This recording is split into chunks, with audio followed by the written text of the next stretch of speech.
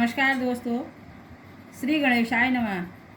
समस्त संसार के मनुष्यों में उत्तम भगवान नर नारायण तथा देवी सरस्वती और श्री व्यास जी को नमस्कार करके वैशाख के महात्म्य का 25वें भाग का भाषा अनुवाद करती हूँ।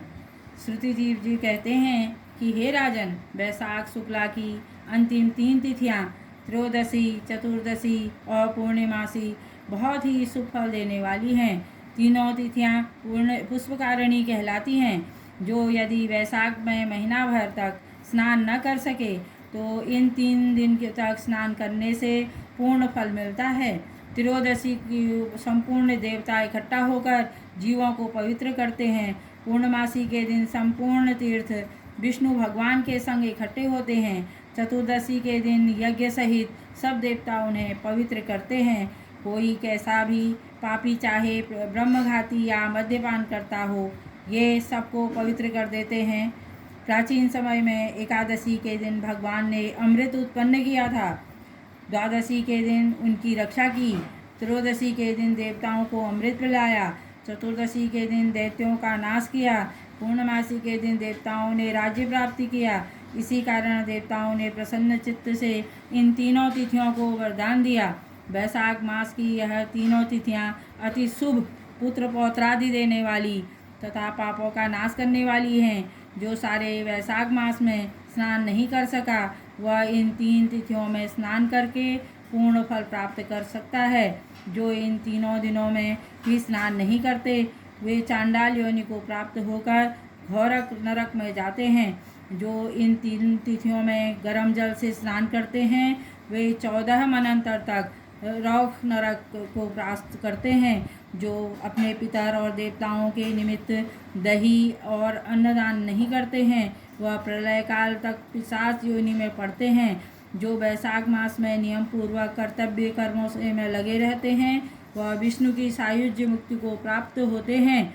जो वैशाख के सारे महीने में नियम पूर्वक न रहकर इन 3 तिथियों में शास्त्र विहित कर्म करते हैं, वे पूर्ण फल पाकर विष्णु लोक को प्राप्त होते हैं।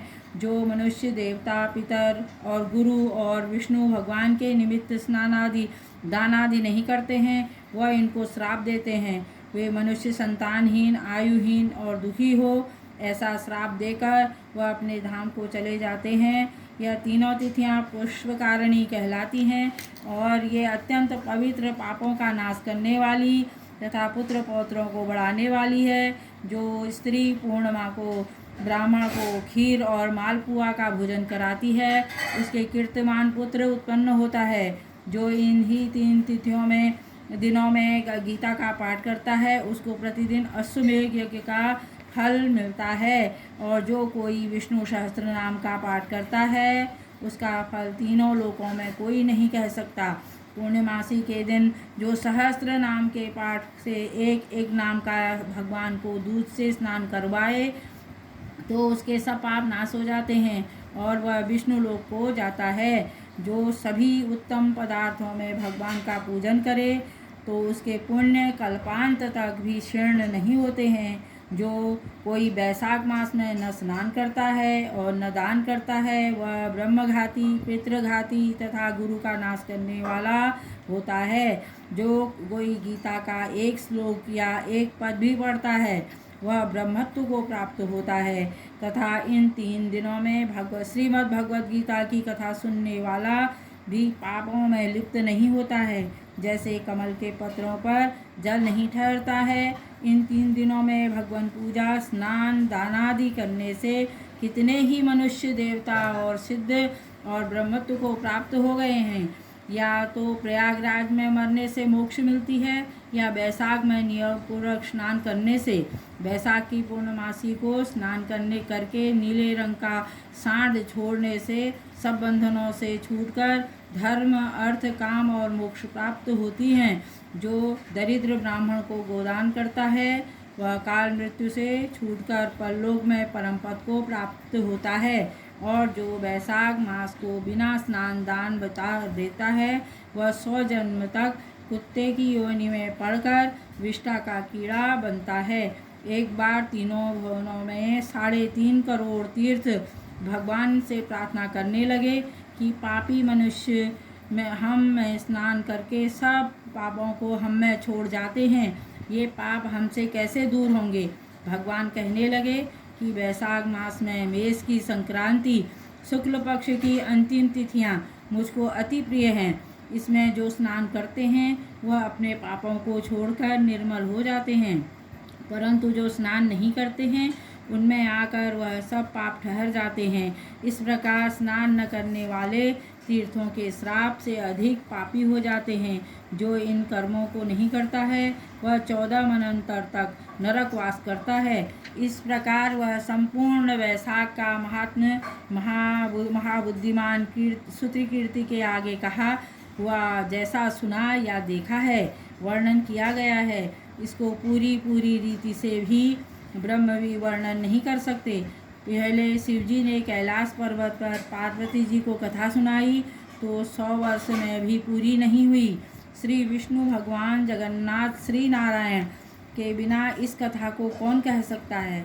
सब ऋषियों ने मनुष्यों को हित कामना के लिए थोड़ा थोड़ा इस महात्मा का वर्णन किया है, परंतु किसी ने भी इसका अंत नहीं हो पाया। सो हे राजन, तुम वैशाख मास में दान आदि सत्कर्म करो, इससे तुमको निश्चय पूर्वक मुक्ति मिलेगी। श्रुतिदेव जी इतनी कथा राजा मिथिलेश से कहकर समझाकर जाने का विचार करने लगे। जो राजा के हृदय में अति दुख उत्पन्न हुआ, फिर बड़े उत्सव के साथ श्रुतिदेव जी पालकी में बैठकर सारे नगर में परिक्रमा कराकर अंतःपुर में लाया गया और वस्त्र आभूषण गौ पृथ्वी तिल स्वर्ण तथा अनेक प्रकार के वैभव सामने रखकर हाथ जोड़कर सन्मुख खड़ा हो गया। तब महातेजस्वी श्रुतिदेव जी अत्यंत संतुष्ट होकर अपने धाम को गए। नारद जी कहने लगे कि हे राजा अम्बरीश, यह परम अद्भुत कथा मैंने तुमको सुनाई, जिसके सुनाने मात्र से सब पाप नष्ट हो जाते हैं और सब प्रकार की संपत्ति प्राप्त होती है। इससे धर्म अर्थ काम और मोक्ष चारों पदार्थ मिलते हैं। तब नारद जी ऐसे वचन सुनकर महायशस्वी अम्बरीश अत्यंत प्रसन्न हुआ और नारद जी को प्रणाम कर विधिवत उनका पूजन किया। नारद जी राजा की आज्ञा लेकर चले गए, क्योंकि वह श्रापवश एक जगह ठहर नहीं सकते थे। राजश्री अम्बरीश श्री राजा कथनानुसार शुभ कर्मों को करते हुए निर्गुण पर ब्रह्म में लीन हो गए। शिव जी कहने लगे, जो पापों के नाश करने वाली तथा पुण्य बढ़ाने वाली और इस परम अद्भुत कथा को पढ़ता है और सुनता है, वह परम गति को प्राप्त हो जाता है और उसके घर में हस्तलिखित पुस्तक है, जिसके उनके हाथ में ही मुक्ति पढ़ने अथवा सुनने की भी आवश्यकता नहीं है। इस प्रकार वैशाख महात्मा का 25वां अध्याय तत्सत।